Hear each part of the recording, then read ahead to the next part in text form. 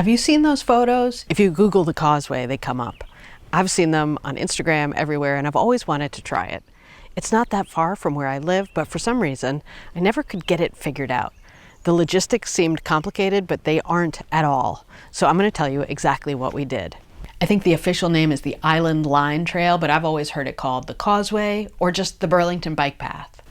It's actually super easy to figure out. We rented bikes. There's a bunch of places you can do it. We used a place called Local Motion Vermont. Local Motion, one word, Local Motion Vermont. They have e-bikes and regular bikes, and you can rent them for a full day or a half day. There was easy parking, even on a beautiful Saturday. It did cost us about $10 in the Park Mobile app. We picked up the bikes, and that place, Local Motion, is right on the bike trail. It was about 13, 14 miles-ish from there to the bike ferry.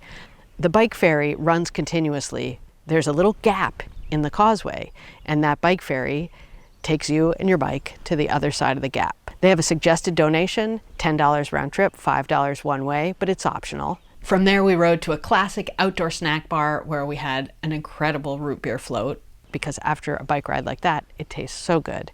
And then we turned around and did the same trip, going back to town. On the e-bikes, it took us about 4 or 5 hours to do the whole thing at a leisurely pace with the ferry and stopping for a really nice cold ice cream treat. It was an awesome day. I don't know if that counts as an adventure. It's nothing like hiking across the Grand Canyon that I did in that video, but I realized when I hiked across the Grand Canyon that I need to get more of these mini adventures into my life.